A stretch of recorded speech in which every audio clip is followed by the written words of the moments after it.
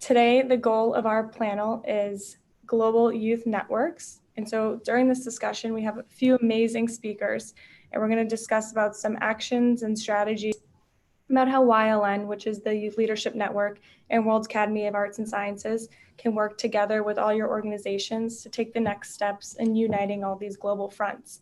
So I want to introduce a few speakers that we have on our panel today, and they're each going to give about a 5-minute intro, and then from there we'll dive into some deeper questions. So why don't we start with you, Federica?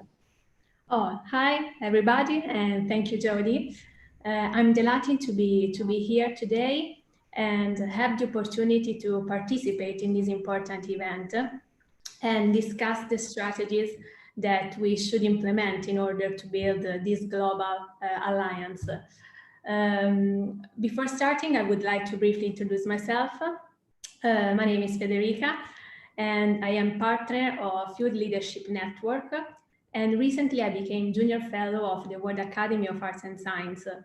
And also I am the president of a committee of the Italian Federation of Human Rights, whose goal is to spread the knowledge about human rights, monitor their violations, and create awareness in public opinion. So regarding the topic of discussion of today, I think that we are all on the same page, and we all believe that youth must be integrated more into the multilateral system at the local, national and international level. And we know that at the end of the year 2030, which is the deadline for the Sustainable Development Goal, the number of youth is expected to grow by 7%. And according to that, I think that youth must be integrated and involved in the formulation of political and social policies and frameworks. The new generations are the driving force of change, but I think that in order to promote youth development, it's necessary to build a very strong and active network.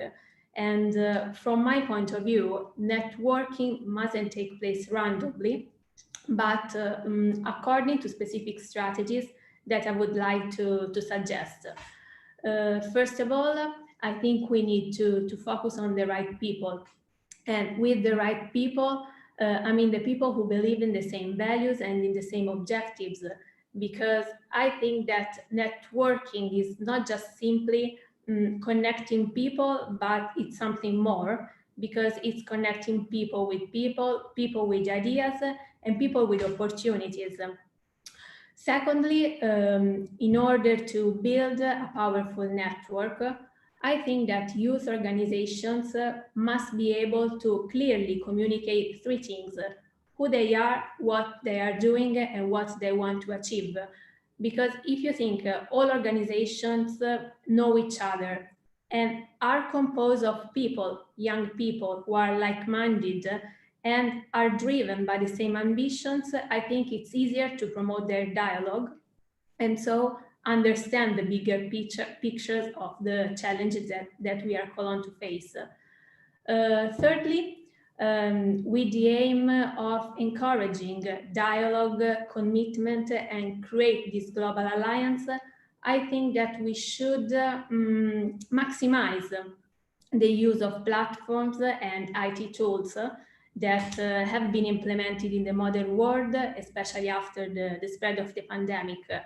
And I think that the employment of these tools allows youth to express their message, to reach the largest number of people, and therefore bringing awareness and empowerment of the next generations. So these are the strategies that I would like to point out during this panel. And I wish to conclude my short speech by saying that it's evident that the societal change also passes through networks.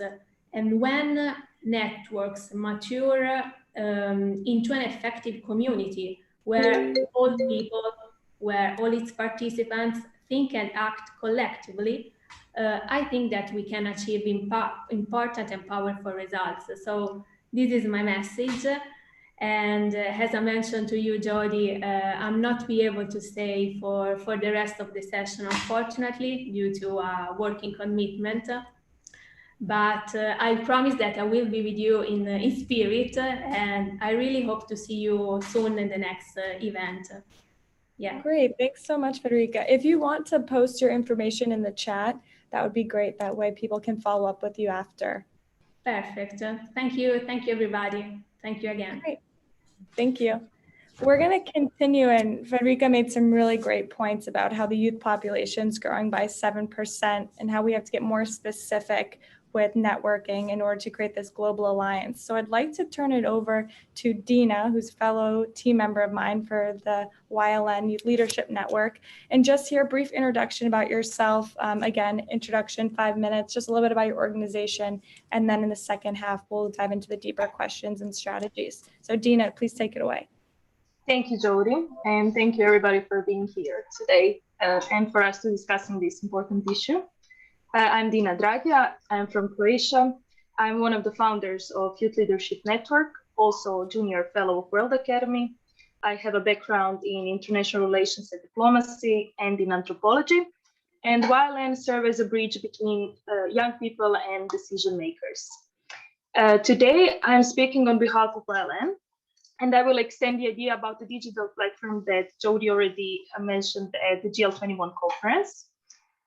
Also, Federica mentioned that it was amazing that platforms are important, and we do agree.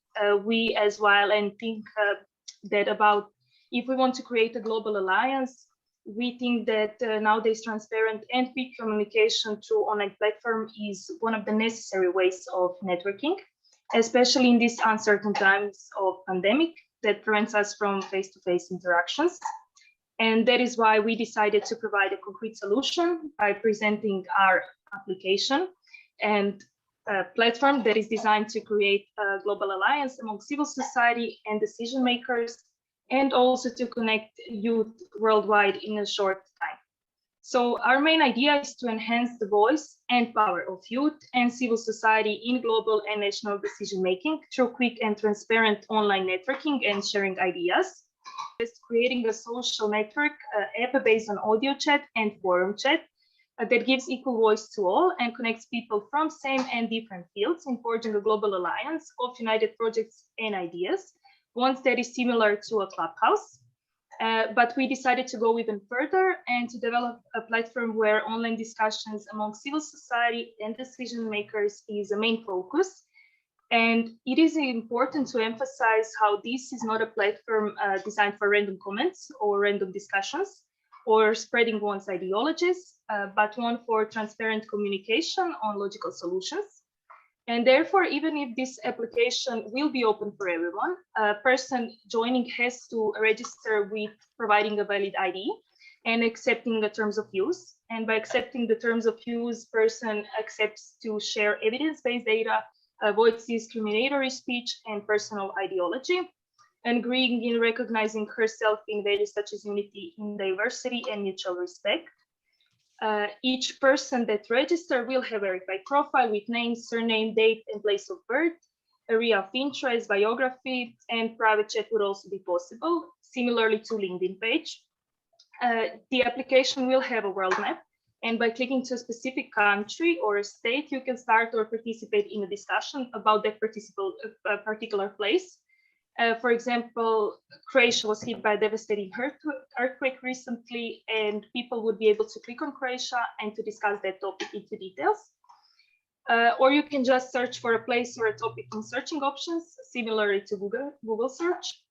And besides, platform will have a possibility of data collection, which is very important, data collection of specific concerns through organized questionnaires. And the last and maybe most important part is that the app will have a section with board of mentors, senior officials, current decision makers, verified experts, and investors that could directly turn ideas into action and to enhance the voice and power of youth and civil society in global and national decision making by promoting their ideas and also to closely working with them on those projects.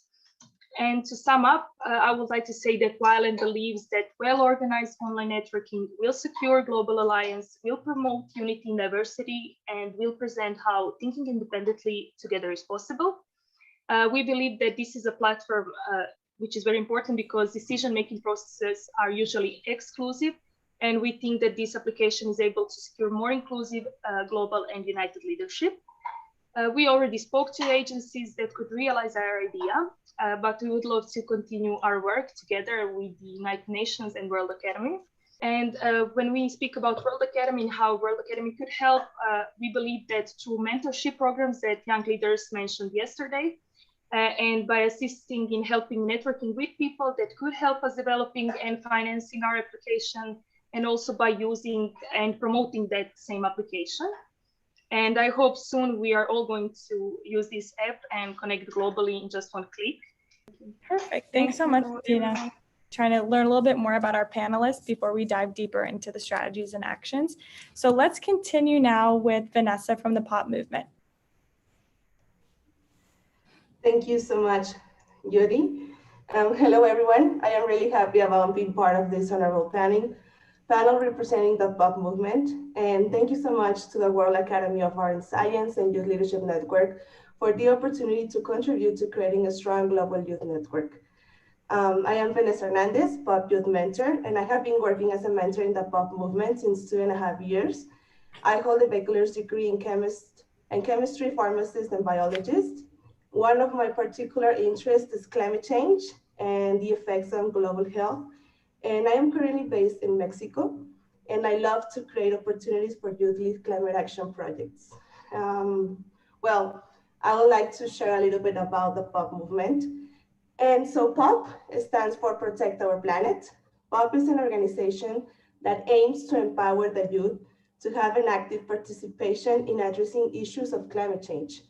Within the POP movement, we work alongside different organizations, companies, institutions, and governments from more than 70 countries, since we believe that the impacts of climate change will not affect a single country and will affect everyone in the same way. We believe in ourselves, the power of the youth of the world, to unite and face this challenge together. The time to act is now, and we inspire youth by knowledge, creating capacity building. We have seen that there is a need to bring billions of young people together to address climate change, so that in the future, they could become sustainable thinkers in whatever profession they develop.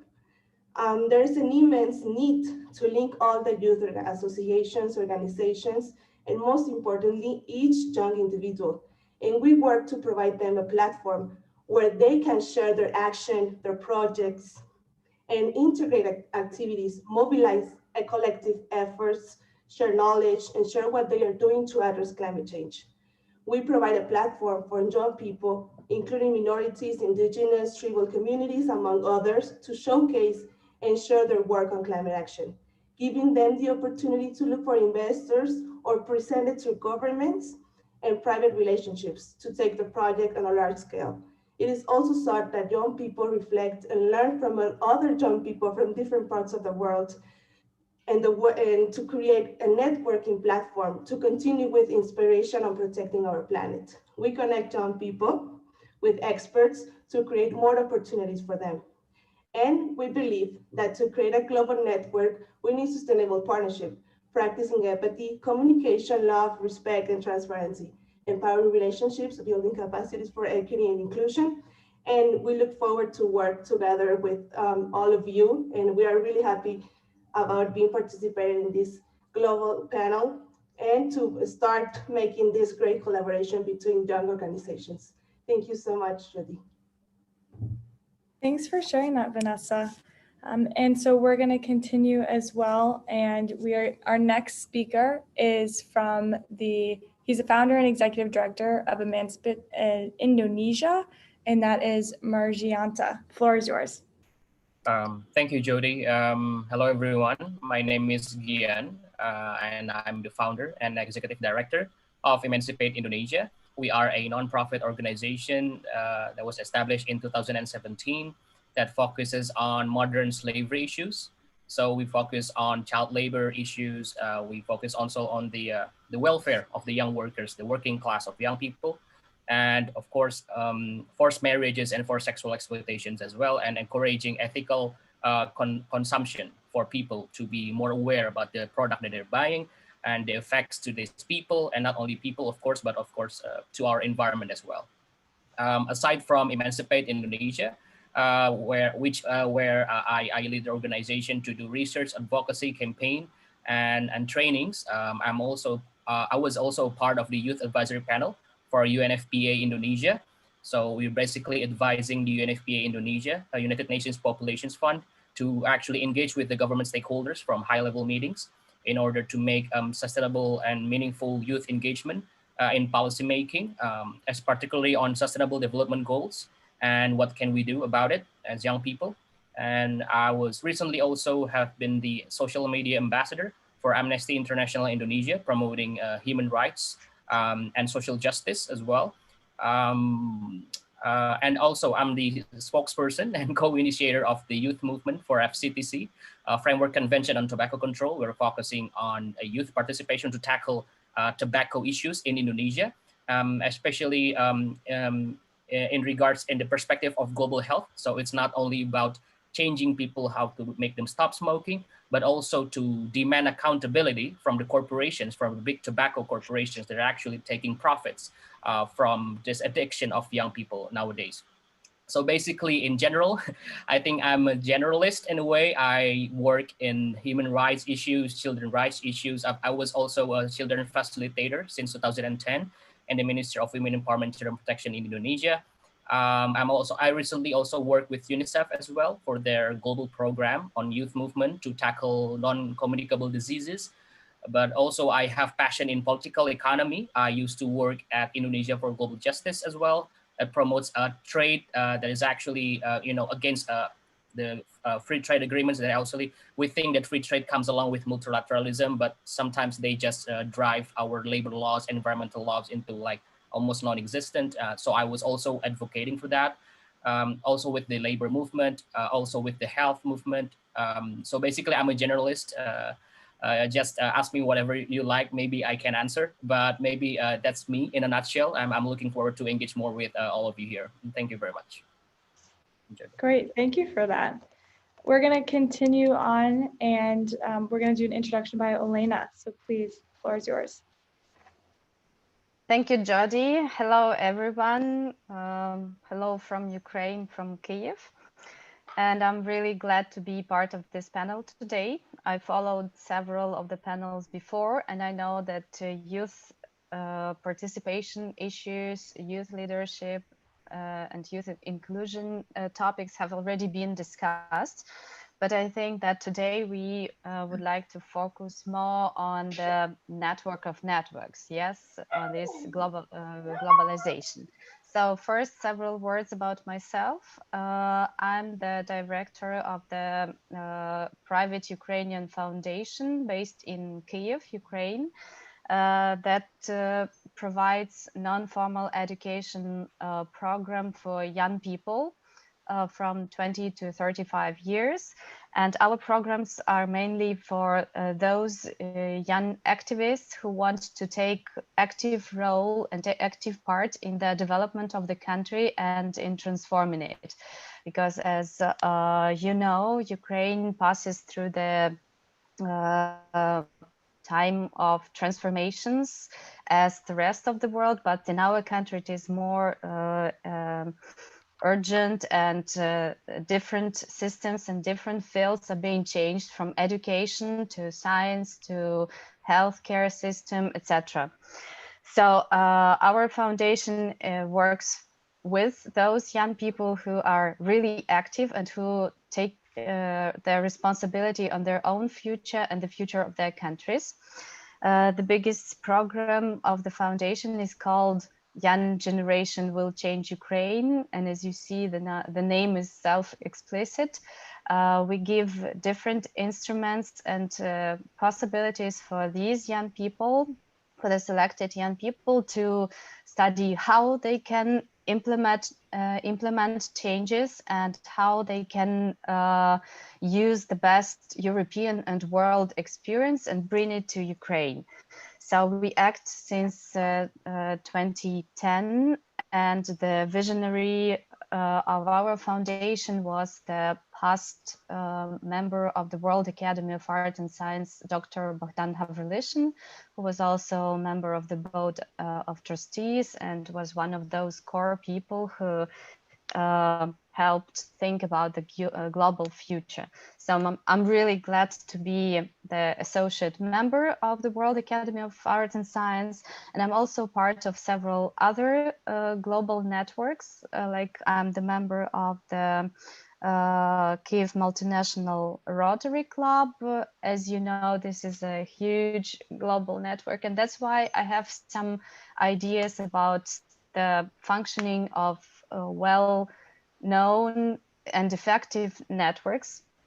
In our programs, we usually accept young people who are active, patriotic, ethical, so they correspond to several standards, and they usually are representatives of the other networks. And I think that this principle could be applied also to building an effective global alliance of other networks, so that each junior fellow of the academy, each active member of the academy of young age is already part of some network or networks. And this is very important to bring those networks each member of the academy and junior fellows are connected to.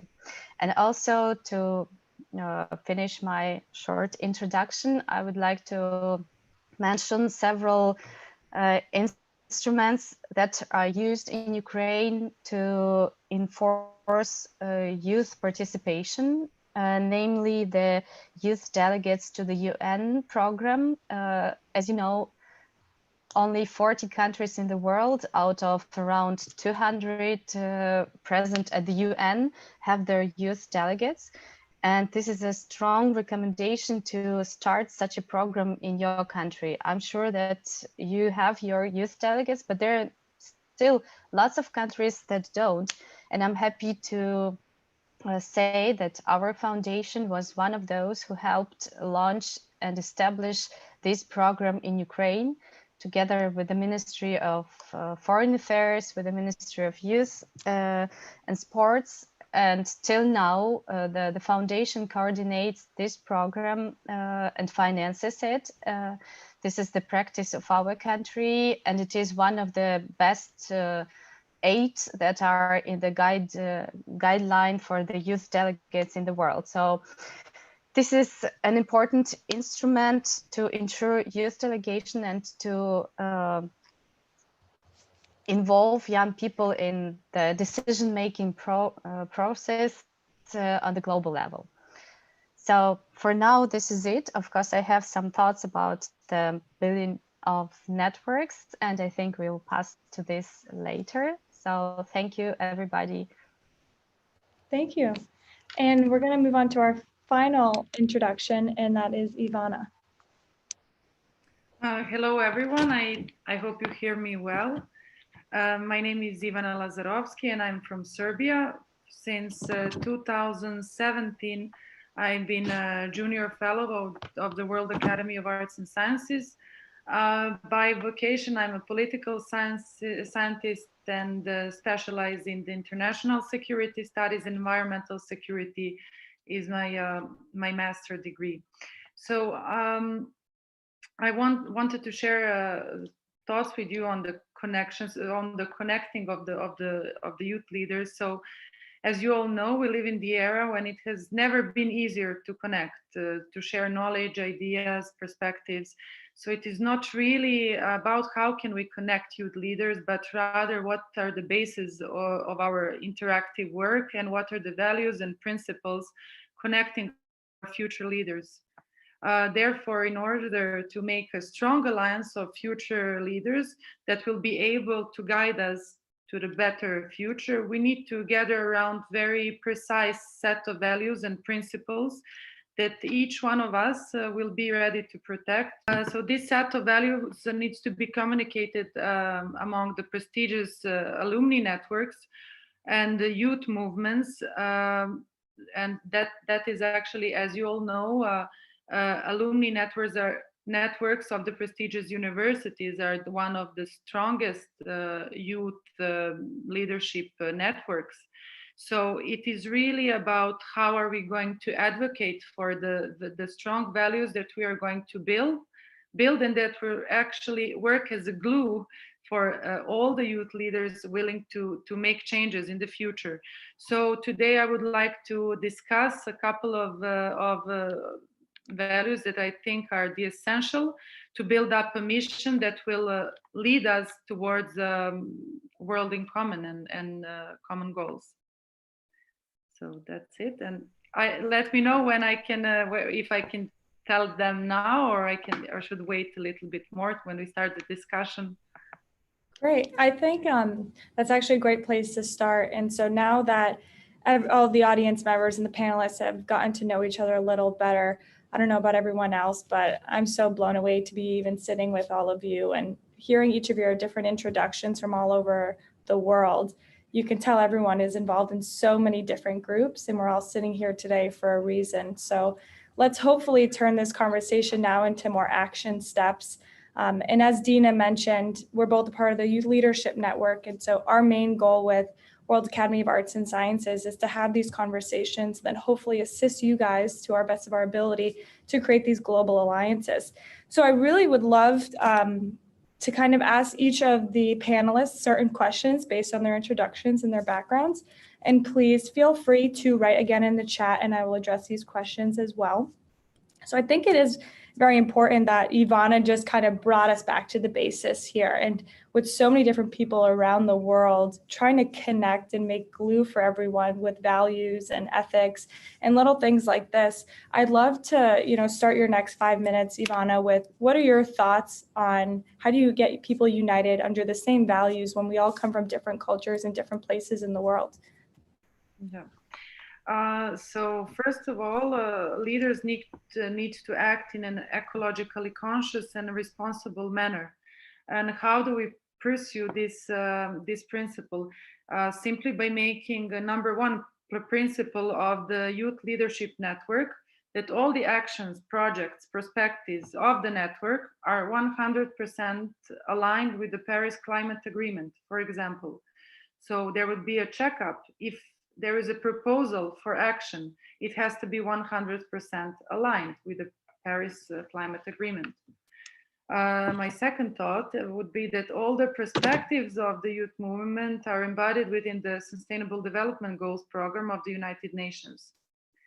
And third proposal would be that the only development policy that will be able to save us from major economic and existential crisis, which is quite close, I would say, has to be built on the principles of the green growth and green economy. So we would not want to be engaged in other types of development. Fourth and very important one, especially for the political scientist students, and I think we have to have a very strong advocacy for the transition of the concept of security from military to human and environmental notion of security. How so?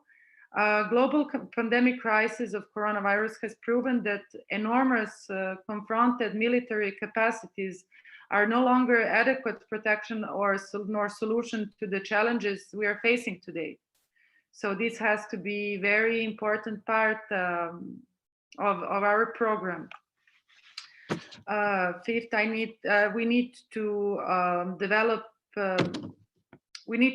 our programs with a transdisciplinary perspective and integrated knowledge in order to achieve the highest potential of the existing knowledge.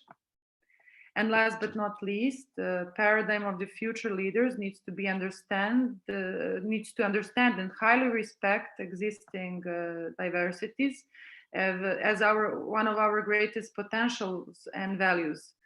So these are the principles we need to follow and advocate for, and in order to complete the mission, which will construct the world in common, that will be able to protect people, our planet, and peace.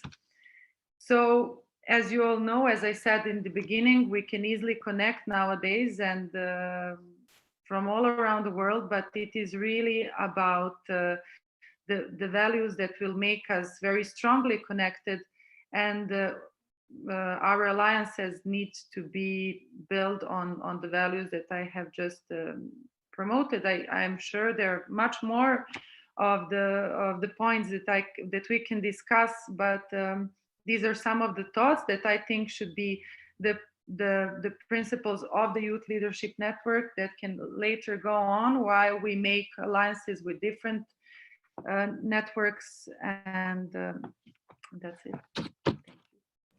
Great, thank you so much for starting that framework for us. I'd like to turn it over to Dina now. As Ivana was talking about the principles and values and the 5 different steps we can take and get this baseline, especially with COVID-19 and all these different things that are happening around the world, it seems that each country or city is acting individually and independently. And so Ivana did a great job of highlighting just the similar principles that we all need to have and being accountable for and checking in on proposals to make sure that we are still that united front. So I'd love to bring in the youth aspect of that. And as she mentioned at the end with the Youth Leadership Network, that is our goal.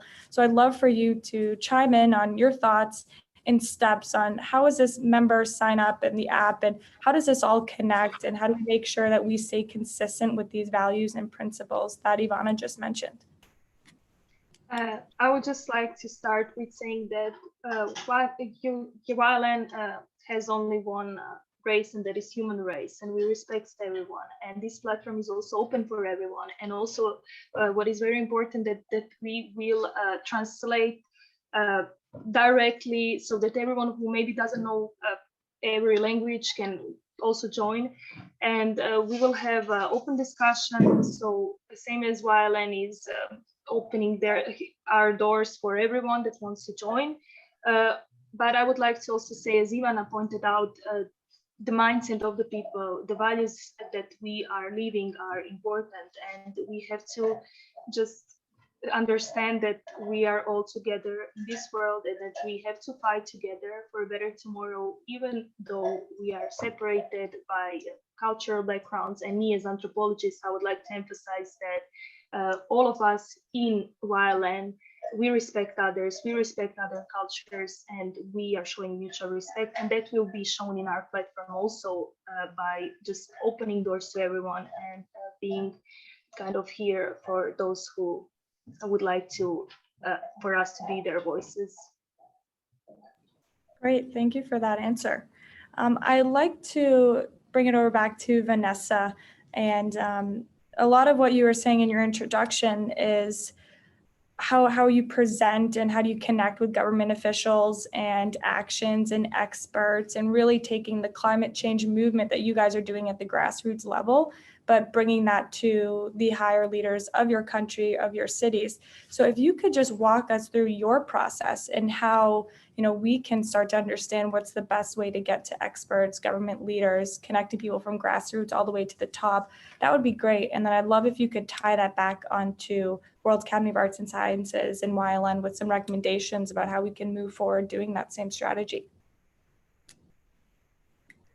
Well, thank you so much, Jodi, for your introduction and for explaining more about the important the points that I should highlight. Well, within the BOP movement, in these 2.5 years that I have been working as a mentor, I have identified some human values that are important to care of. And while we are working on creating partnerships with institutions, organizations, governments, companies, communities, I have identified some key items that I think that we need to improve and care of.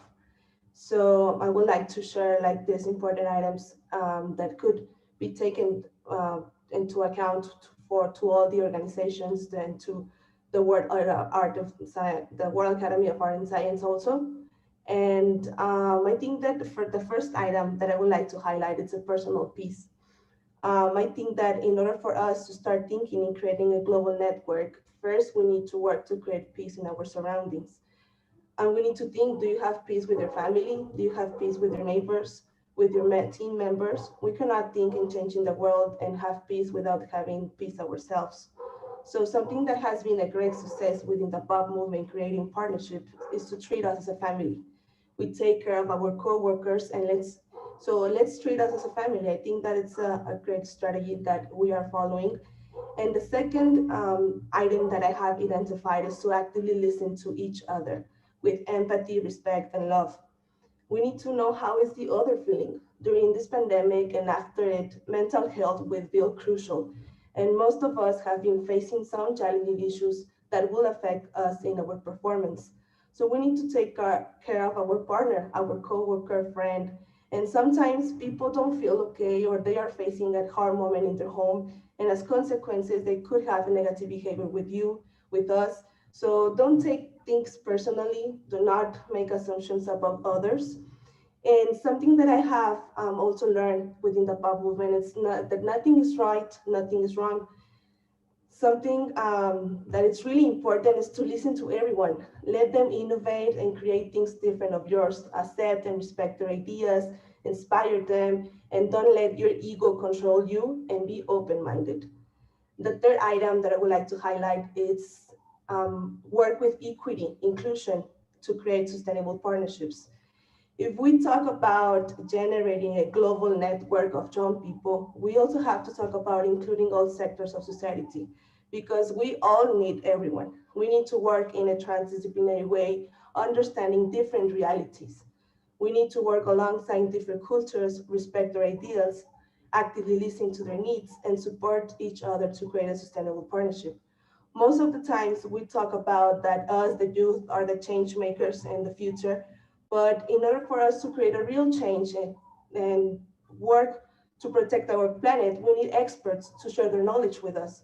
We need the expertise of decision makers, and most of them are not youth. We need opportunities created by them, opportunities to participate in global decisions, because they have the most of the control in the world. Equity and inclusion also means fair opportunities to everyone. Throughout my experience, I have realized that not all young people have the same opportunities. Within the BOP movement, we have worked closely with most vulnerable communities, including indigenous communities, and we have worked closely with them, and we have saw that there's a lot of bright young people who strive every day to stand out, but not everyone has the tools to achieve their goals. So we were creating opportunities to support all these young people to achieve their goals, creating capacities for equity and inclusion, and giving everyone the opportunity to be a leader. Another important point that I would like to highlight is to never lose professionalism. Professionalism is another key item. Separate work than personal situations. Always communicate with your team in a transparent way. Have a clear communication. Always work in an integrity way. Accept your reality, define your goals and success, work on them, enjoy the process, and this will help you not to feel jealous or to feel bad about the other, and work healthily for your dreams. So I think that let's work in a world where we are all successful. And another and really important point is to work with confidence and collaboration without control and protagonism. To create a global alliance, it's important to understand the meaning of collaboration. Share ideas, share work, share the resources, share the credit. If we create something, everyone's name is in. Otherwise, anyone is in. So we need to find a common goal together. What is that common goal that we are going to work on? How is it going to benefit everyone from it? So I think that another important thing is let's leave behind the control, the bureaucracy, the protagonism. Things work better when we are thousands of successful people working together for success, instead of only one successful person working for their own success. So I think that let's arm that puzzle together. I know that each of us have one important and valuable piece. So let's start putting together those pieces. But before we start, let's take a look at these 5 basic and important items and start a big collaboration. Great, thank you for that, Vanessa. I really liked each of the points you were talking about, especially working with inclusion and connecting with all different sectors. And it was a good reminder to put personal peace first before you can help others, and working healthy for your dream. I love that quote. I think it should be on t-shirts. I think it's really important because each of us are working for pretty huge world problems that we're trying to fix. And, you know, we've seen it in our own team. I see it every day at work that there are a lot of different personalities, and it's very easy to say these values and very easy to say we're confidently include everyone, don't have an ego. But when you have such a dream and such a passion for something, you have to keep these and even you saying it just reminded me, I really have to check myself every time I move through each of the process. It's reminding yourself to stay grounded, reminding to include everyone, don't be too bossy, don't let any people feel left out. So I think that's very important moving forward. And as the leaders and everyone on this panel embodies each of these values, is to continuously bring your team back to reality, continuously bring them back to the ground and make sure they're putting themselves first and peace in mind. And everyone's enjoying this. A lot of times people in organizations, they get too stressed out and they forget that it's supposed to be fun. Changing the world is fun. Connecting with youth is fun. So I'm really happy that you just reminded us all of that, and every leader that's on this panel and listening, make sure that your team is reminded of that and make sure everyone's taking a deep breath with all these heavy issues we're talking about. So I'd love to continue the panel with Gian. When you did your introduction, I was blown away. I mean, you hold a lot of different positions. You have a lot of different passions, from human rights to global justice to world health. I mean, I was trying to write them all down, but I just couldn't keep up.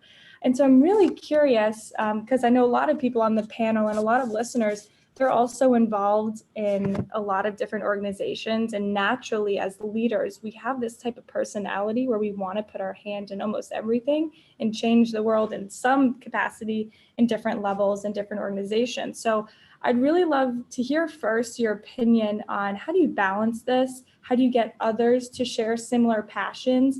Because we don't want to be the only ones that are out here fighting for a change. We want the world to also get our passion and our energy. So first and foremost, I'd love for you to answer that. And then I'd like you to connect it to steps moving forward based on that and uniting all these different groups you're a part of and where you've seen it work and haven't worked. So the floor is yours. Wow, that was an amazing question, Jodi. Thank you. So basically, in order for us to find our commonalities of our passion, we should start with compassion. Compassion means like we empathize with other people, we put ourselves in their shoes, but we realize we can never be in their shoes. So what can we do to bridge the gap between us, the distance between us, because everybody has their own context and their own way of living. And the diversity is a great strength for us to come together and to solve many other global issues with their own complexities as well, because there is no one size fits all. So we need to have everybody being listened, but being listened is not enough, right? And that's why I start with compassion. So you listen intently, actively listening with your peers, but also when you when you engage with high-level works or grassroots works with the people, middle, lower class people, or even be politicians, high-level politicians, you need to really use your compassion, because in that way you see it not only as individual struggles but as collective struggles. I think Vanessa has mentioned it before, and I really agree that it is about collectivism rather than individualism. And that is actually how I position myself when I have all of these organizations. I realize that I have a part there, and my part is only one of many parts there. So I do not see myself as the savior. I do not see myself as this key person to everything. So I always try more ways to actually not only hand over the mic, but to make that the necessity that we don't even need a mic. So then everybody can speak, everybody can have the same opportunities and progress to move forward. And of course, time management, etc. Those are like life skills that we can have. But I think it's also more about compassion. I think it's underrated in a way, but I think it really is important. And I think to follow up with what we can do actually to make compassion a reality, I think is we need to actually realize the seats among us, are they filled with enough diverse people or not? Because whenever I was invited to a international dialogues, I think I talked with Marco from the WAAS here as well. I always check with the gender composition. Is there any female speakers on the panel? Because I realized there are too much all male panelists, and eventually all the patriarchal norms that actually are leading to the social ecological destructions. We cannot have even more men speaking as well at the same time, cis heterosexual men, let alone, right? We need to have more diverse voices. We need to have more working class voices. We need to have more indigenous people voices. We need to have more person of colors. So maybe next time I go to a WAAS conference, I would like to see more Asian people, more African people, more people from other regions, so then we can have more diverse voices. Because once again, we do not speak over people. We do not speak over their complexities. They own the experience. They are the only ones who can talk about it. So the least thing we can do is actually to hand over the mic. And then at the end of the day, we will have a development, a world that works for everyone, not just the few who are actually born privileged, or maybe they didn't realize they privileged. So I really like you, Jodi, for saying that you keep checking yourself.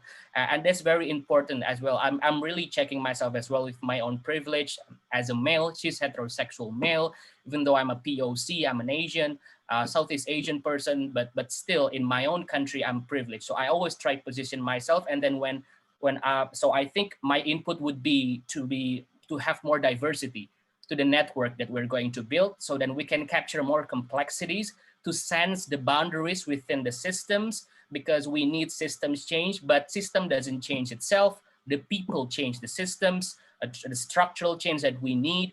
Individual behavior will never be enough. It will take like 2 or 3 life cycles of the earth to make like, okay, I leave it to yourself. It's your own right. We cannot have that. We need to use let's get back to my first point, compassion. When we see it as a collective struggle and we position our actions towards others, and then we bring it over to a nation level.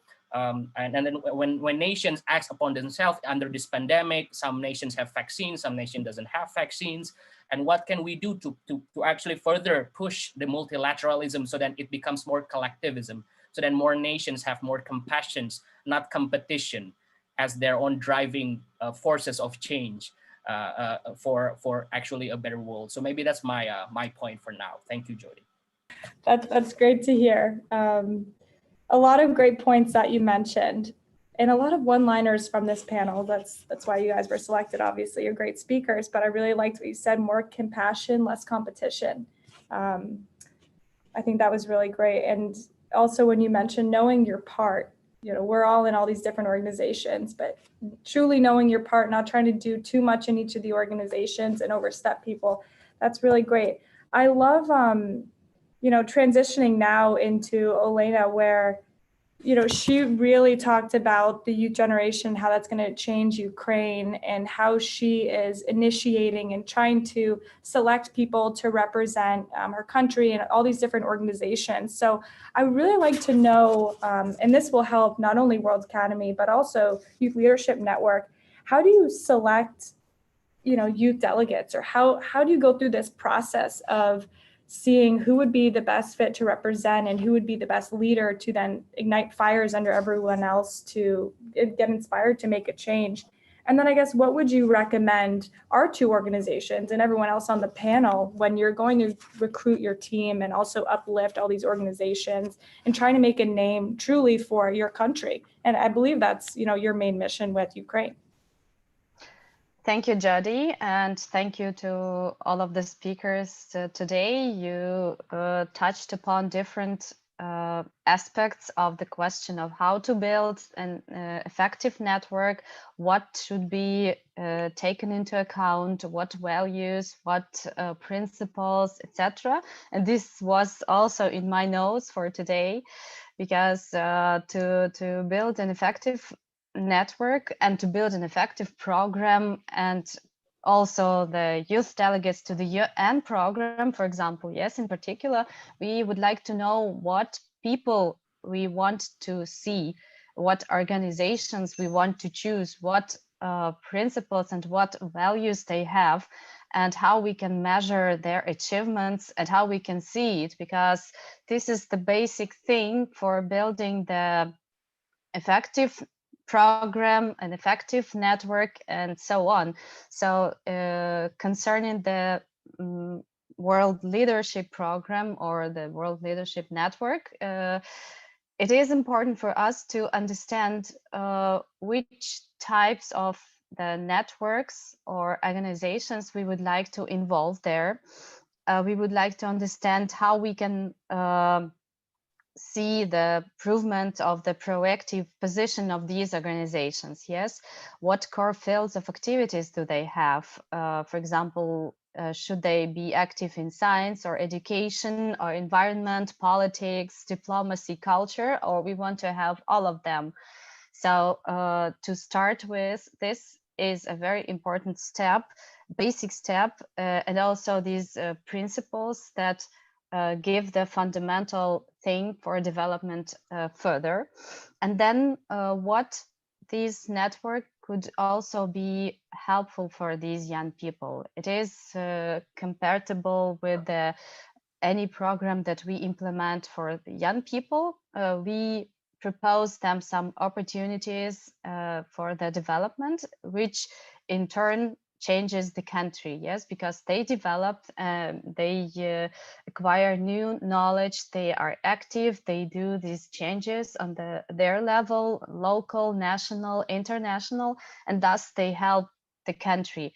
In our case, with the international network of youth organizations, it is also important to see what this network could be helpful to these organizations, because of course we can think of what type of network it could be, what values it should have, but what does it give to others? Why should other networks which already exist in the world, why should they be interested to join?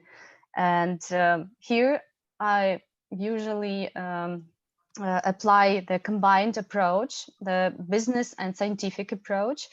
So to see what networks and organizations are already existing in the world, which of them are successful, and which of them we could already approach.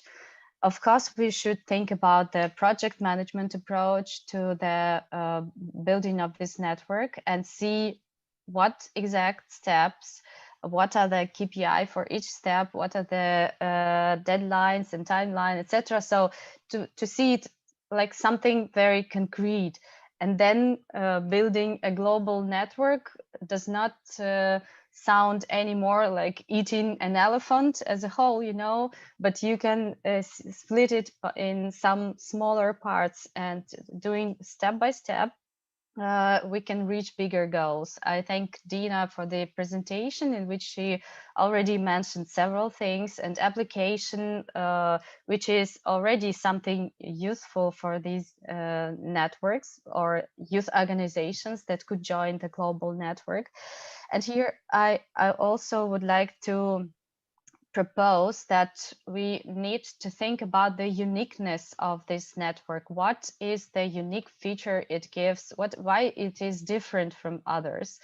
What special it is about it? And definitely something special is the close connection to the World Academy of Arts and Science and to the scientists of the world level, to the mentors and great visionaries unique to the world, who are, by the way, also interested in connecting with young people, because the scientists and professionals, they have their expertise, they have experience and profound knowledge, but they lack the new trends and creativity and being fast and not limited by the previous experience as young people are.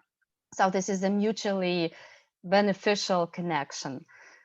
what I've noticed also with global networks and with successful global networks is that they use communications at a very high level. So they speak about what they do very transparently, very openly, very often, and it's easy to see their achievements. It's easy to find them on these new social networks like Facebook, Instagram, Twitter, YouTube, whatever. You've mentioned the Clubhouse, everybody's talking about that.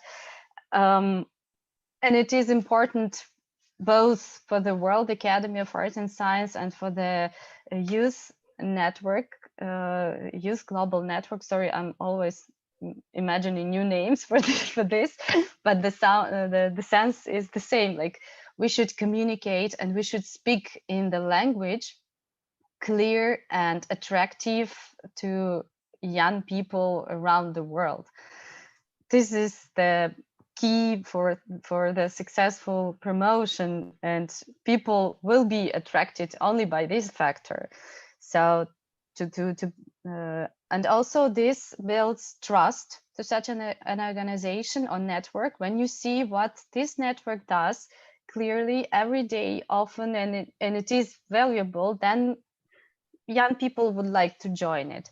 Of course, I think it could be important to think about the sustainability of this network and think about some services it could provide young people or organizations with. For example, the educational courses or training or research, which is very evident from the connection with the World Academy of Art and Science.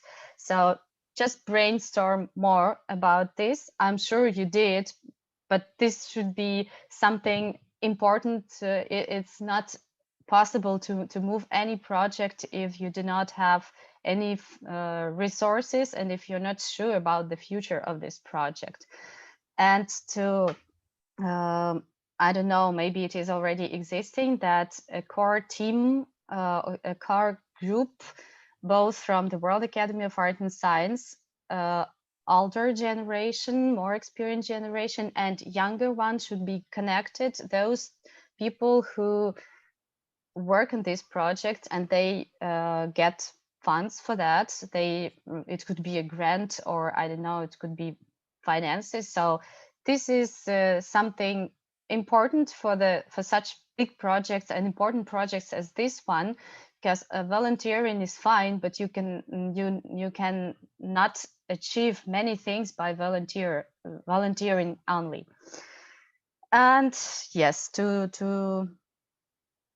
just two more points is building collaborations. So building projects that are important and interesting for different parties and different groups.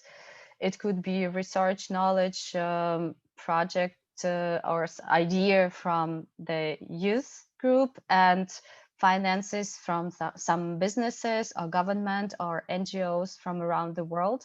And by the way, you can also provide youth organizations from around the world about the instruments of youth participation, because different countries differ in these instruments. European countries, for example, are usually more active in different youth parliament movements and things like that.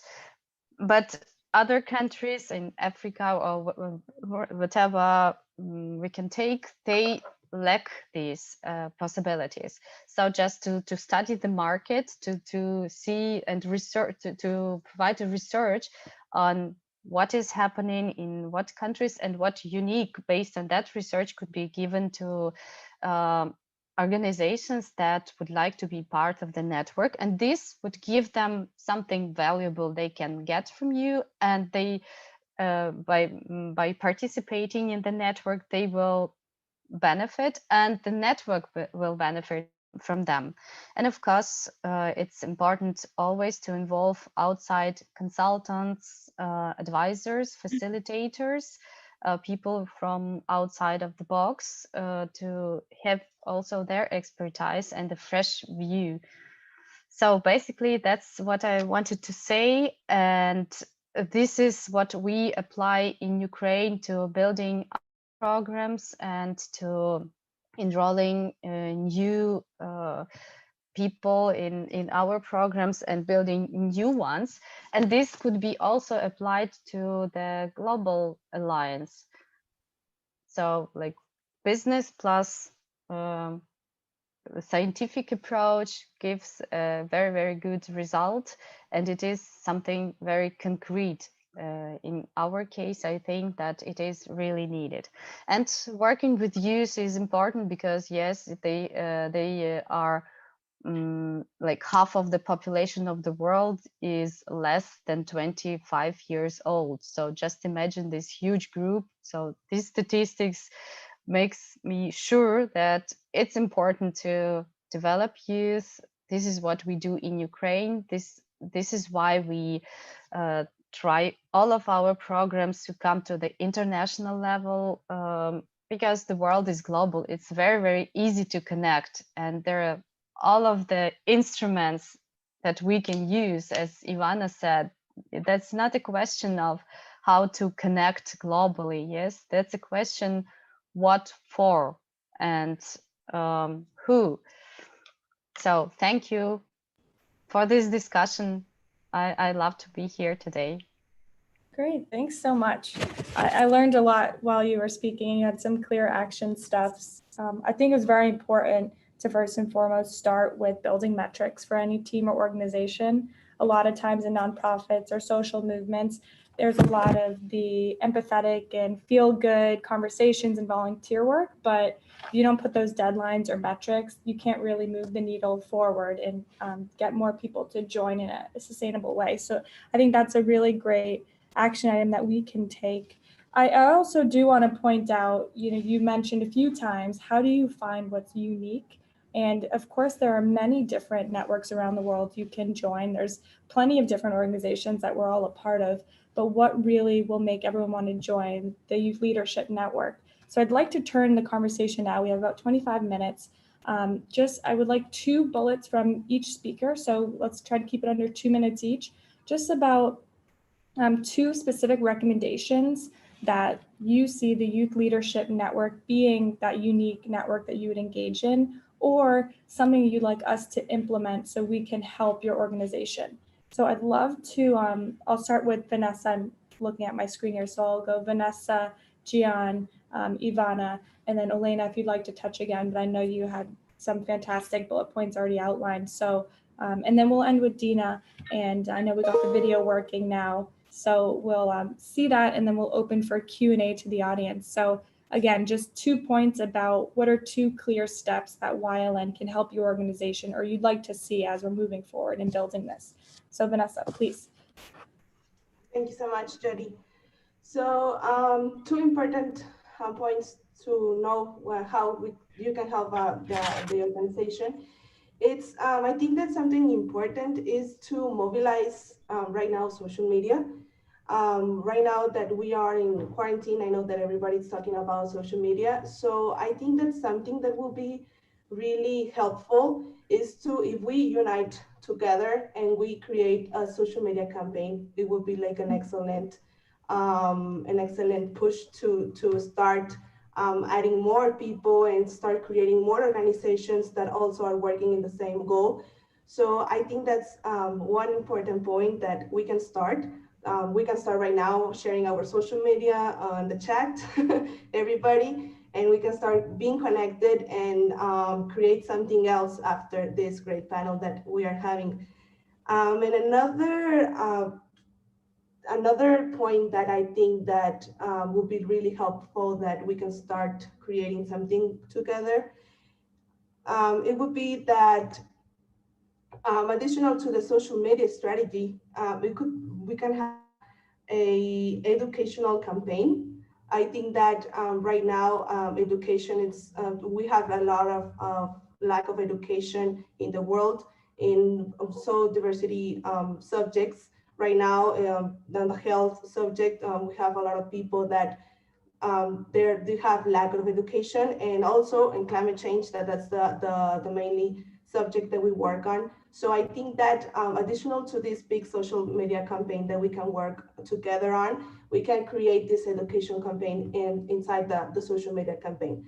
So right now it's like really popular to have influencers and people that can attract more people in social media. So maybe we can start creating influencers, but in a good way. Influencers that educate, influencers that give opportunities to young people.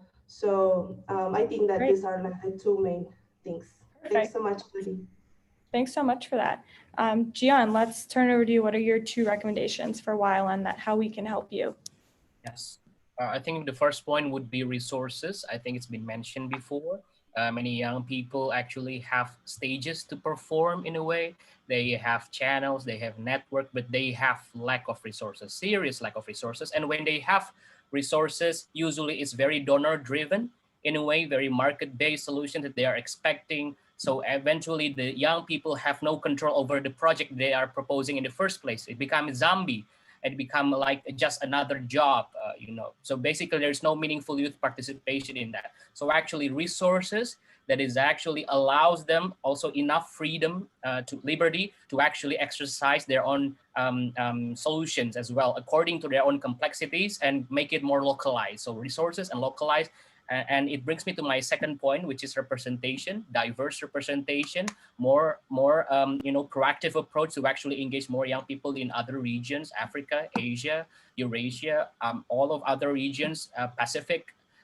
So actually Pacific, I think we need to engage more diverse young people and diverse voices as well, because the problems that we're facing right now is actually becoming more complex and more interconnected in a way. It has been proven by this pandemic. So I think the only way forward is actually to be more diverse, gender-wise and race-wise and many region-wise. I think we need to be more proactive in that. So I think that would be 2 of my my inputs, Jodi. Great, thanks so much, Gian. Ivana, I'd love to hear your thoughts on 2 recommendations. Thank you. Well, the first recommendation would be to try to use the bottom-up approach of solution problem-solving strategy in order to understand the real needs of people and youth, and to avoid being an alienated network of leaders. So this can be by aligning with the existing co-working labs and NGOs that work in the different countries.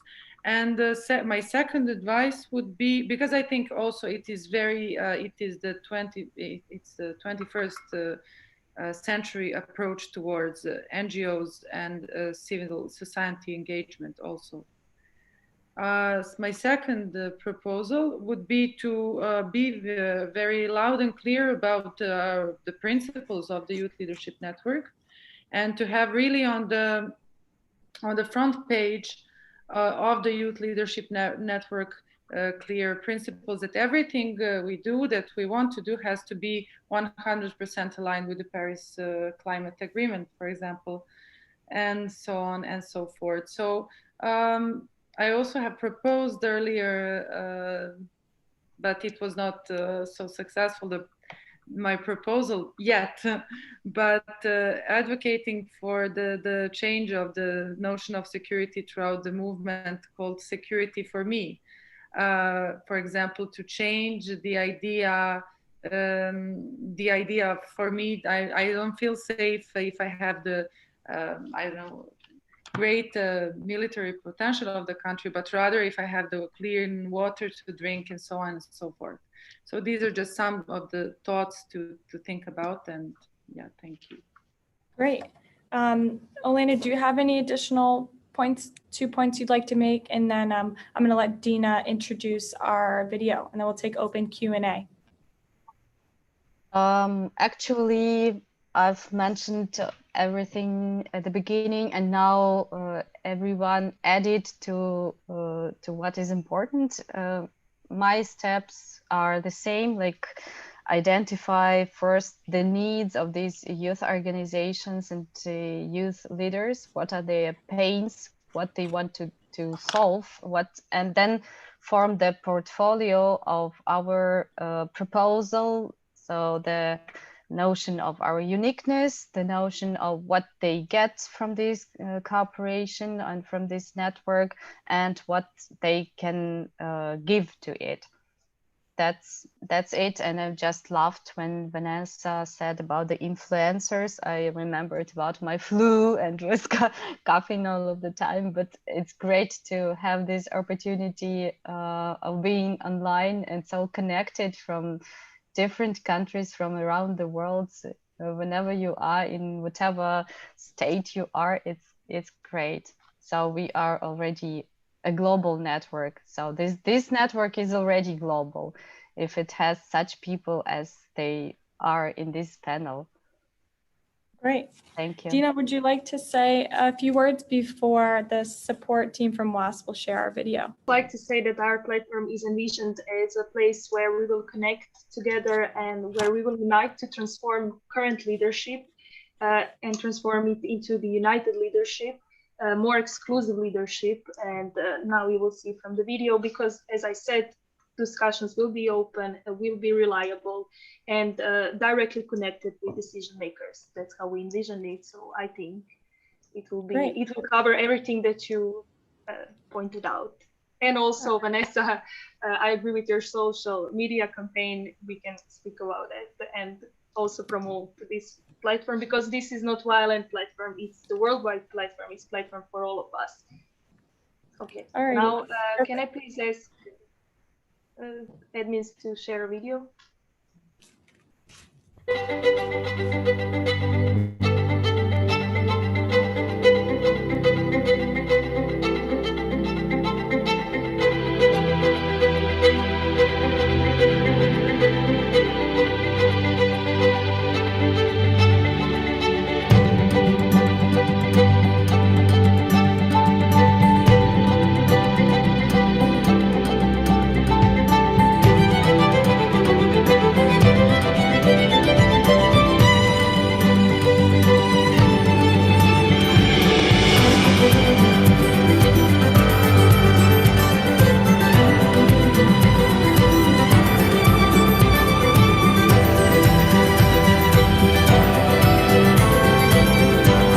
Great. So that is the beginning of our teaser video. We have a lot more work to be done, but with your help and recommendations, I know we'll be able to get there. I want to thank everyone for taking my questions, answering so clear and precisely. And I'd love for everyone to share their contact info with the audience members, start connecting online and sharing each other's movements. And I hope to see you guys all soon. Thank you.